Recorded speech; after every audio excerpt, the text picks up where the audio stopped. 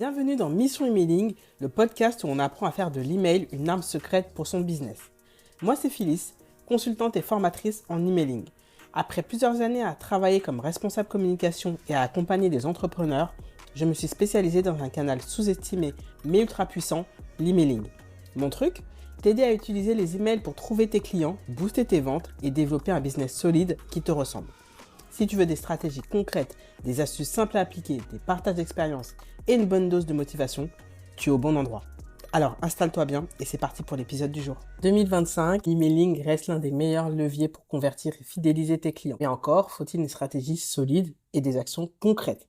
Alors dans cet épisode, je vais te partager 5 clés pour bâtir ton plan d'action d'emailing et maximiser tes résultats cette année. C'est parti. Alors d'abord, on va démarrer par quelques rappels. Pourquoi l'emailing est toujours aussi puissant en 2025 et pourquoi ça ne sera jamais un canal old school. Je ne sais pas si tu savais que pour 1 euro investi en email marketing, tu peux en récupérer 36 euros en moyenne. Un retour sur investissement incroyable. Autre statistique qui peut-être va plus te parler, un email est 40 fois plus efficace en conversion qu'un post sur les réseaux sociaux. C'est-à-dire que tout ce qui est clic, partage, réponse et même achat, c'est 40 fois plus efficace en emailing que sur les réseaux sociaux. Je sais pas si tu vois un peu le level de l'emailing, quoi. Autre raison, en plus d'être rentable, l'emailing te permet de construire une relation directe avec tes clients. Le fait d'être dans une relation one-to-one, ça crée beaucoup plus de proximité, de confiance et d'intimité, surtout si tu leur envoies du contenu personnalisé et que tu les fidélises. Et en fait, l'emailing, c'est clairement ton terrain de jeu, c'est là où, on va dire, tout est permis et qu'il n'y a pas de règles, d'algorithmes, de fonctionnalités à utiliser pour être boosté, blablabla. Tu fais ce que tu veux, c'est ton univers, tu parles comme tu veux, tu écris du contenu de la longueur que tu veux, c'est toi qui décides, bien évidemment, en ajustant après en fonction des résultats que tu cherches à avoir. Alors, les 5 étapes pour pouvoir créer ton plan d'action en emailing. Déjà, la première étape, on part des objectifs. Fixe des objectifs clairs et mesurables. Qu'est-ce que tu veux atteindre avec tes emails? Est-ce que c'est faire plus de ventes? Est-ce que c'est créer de la fidélisation? Est-ce que c'est juste diffuser de l'information? Il faut vraiment que tu sois précis pour mieux orienter ta stratégie. Et attention, la stratégie de l'un n'est pas forcément ta stratégie. Il y avait une abonnée avec qui j'ai échangé il y a quelques jours à ce sujet qui me disait ouais, l'email ça marche pas, j'arrive pas à vendre, etc. Moi j'arrive plus à vendre sur Instagram et tout, ta. Et je lui ai dit mais ok, c'est bien, mais garde ta liste mail pour sécuriser ton entreprise parce qu'on sait jamais, mais tu sais que t'es pas obligé de vendre. Tu peux orienter la communication autrement. Peut-être que tu peux utiliser ta newsletter comme outil de fidélisation, de cocon privé. Tu peux partager tes vidéos YouTube sur cette newsletter, etc. Mais tu n'es pas obligé de vendre. Il n'y a pas de règle universelle. En effet, l'emailing, en termes de vente, c'est un des canaux, même le canal le plus puissant, mais t'es pas obligé de faire comme les autres. Et ça l'a rassurée. Elle m'a dit, ah oui, effectivement, je vais plus s'orienter en mode notre coin privé, etc.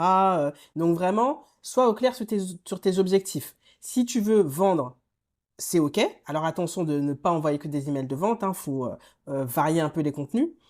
Si tu veux juste que ce soit un outil de fidélisation et que les emails soient uniquement envoyés à tes clients, c'est ok aussi.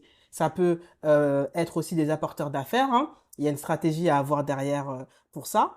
Et si tu veux que ce soit un canal d'information, de tes articles de blog, des épisodes de podcast ou de tes vidéos YouTube, ça peut l'être aussi, il n'y a pas de souci. Et il n'y a pas de souci aussi qu'à certains moments de l'année, tu peux envoyer ponctuellement des emails de vente. Enfin, franchement, encore une fois, tout est permis, il n'y a pas de règles précises. C'est vraiment en fonction de tes objectifs. La deuxième étape, c'est de créer un calendrier éditorial. C'est super important de planifier tes contenus, ce que tu veux dire à l'avance pour être au clair sur les emails que tu vas envoyer et surtout pour ne pas t'essouffler. D'ailleurs, en parlant d'essoufflement, pense aussi à la fréquence que tu veux adopter. Est-ce que tu veux envoyer une newsletter 1 fois par mois, 2 fois par mois, 1 fois par semaine?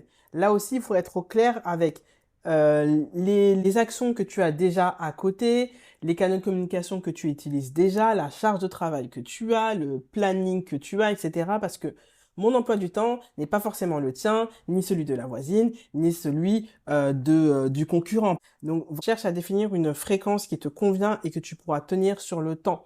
Je vais pas te dire, vas-y, lance une newsletter toutes les semaines parce que il faut créer du top of mind, il faut que tu sois dans la tête de ton abonné, qui pense à toi tout le temps, blablabla. pour que tu te crames un mois plus tard. Moi, en fait, ma mission, elle aura échoué. Ma mission, c'est vraiment que tu utilises l'email sur la durée, que ce soit un pilier de ton business. Donc, définis un rythme d'envoi sur lequel tu pourras tenir sur la durée et quitte après, pourquoi pas, augmenter le rythme à moyen long terme ou même de temps en temps. Intègre aussi les événements clés de ton année et les périodes fortes de ton activité. Si, par exemple, tout ce qui est Saint-Valentin ou certaines journées mondiales ou nationales ou certaines soldes ou par exemple les saisons printemps, été ou autres, la rentrée, Black Friday, compagnie, fête de fin d'année, etc. Si ça a du sens pour ton activité, il faut les inclure dans ton calendrier éditorial. Comme ça, tu vas te dire, ok, ça, ce sont des périodes fortes. Il va falloir que j'angle mon contenu plus dans un sens promotionnel, si c'est ton objectif avec ta liste mail, et te préparer en avance. Comme ça, tu vas pas être en PLS quand il s'agira de vendre. Troisième étape, soigner ton contenu. Et donc là, ça se base vraiment sur ce que veut ta cible, quels sont ses besoins, ses problématiques, ses attentes, etc. Si tu as bien travaillé ton client idéal et fait tout ce qu'il fallait faire, comme l'apprennent les coachs business, ces informations-là, tu les as. Et encore plus, tu les as dans les contenus que tu as peut-être déjà publiés sur les réseaux sociaux. Si tu es présente sur les réseaux sociaux, base-toi sur ce contenu-là pour pouvoir le recycler dans tes emails. Et pense aussi à le personnaliser pour l'adresser au bon segment de ta liste mail. Et aussi aller beaucoup plus loin parce que par email tu n'as pas de contrainte de caractère. Tu peux illustrer avec des anecdotes personnelles. Tu peux aussi faire des coups de gueule, avoir un avis beaucoup plus tranché sur un sujet que tu n'oserais pas trop aborder sur les réseaux sociaux pour ne pas être au bûcher comme on aime bien faire. Même si tu ne vois pas les gens qui te lisent, sache que on te lit. Je parle par expérience. On lit tes emails. Étape numéro 4. Automatise et segmente à fond. Donc la segmentation, c'est pour pouvoir envoyer les bons messages aux bonnes personnes et au bon moment avec l'automatisation. Ça va te permettre de gagner un temps précieux. Et donc tout ce qui est automatisation, ça fait référence à différentes séquences à mettre en place une fois arrivé sur ta liste mail, en fonction de certains comportements, après avoir acheté un produit. Si par exemple les contacts n'interagissent pas avec tes emails, il y a différentes séquences que tu peux mettre en place en fonction de ces différents cas de figure. Il y a un épisode dédié aux séquences que je prépare très bientôt et j'ai vraiment hâte de te le partager. Et étape numéro 5, analyse et ajuste en continu. Les chiffres ne mentent pas. Donc, suis tes indicateurs régulièrement. Tout ce qui est taux de clic, taux de conversion, taux de désabonnement, les réponses à tes emails que tu as, etc. Analyse-les et apprends aussi à les interpréter pour pouvoir affiner ton plan d'action au fil du temps. En résumé, pour réussir en emailing en 2025 ou pour optimiser tes actions, il te faut des objectifs clairs, créer un calendrier éditorial, bien soigner ton contenu, automatiser et personnaliser ton contenu et enfin analyser et interpréter tes résultats. C'est en appliquant ces 5 étapes que tu transformeras ta liste mail en véritable levier de croissance et de soutien de ton business. Donc maintenant, c'est à toi de jouer. Et n'oublie pas, un plan sans action, c'est comme une voiture sans essence. Et pour t'aider, je t'invite à remplir mon quiz pour obtenir des conseils personnalisés selon ta situation. Le lien, il est en description. Merci d'avoir écouté cet épisode. Abonne-toi pour ne pas manquer les prochains. En attendant, laisse un avis et aussi 5 étoiles pour me dire si ça t'a plu et pour m'encourager. Et si tu veux commencer à explorer l'emailing dès maintenant, je t'invite à découvrir mes ressources gratuites dans la description. À bientôt pour le prochain épisode.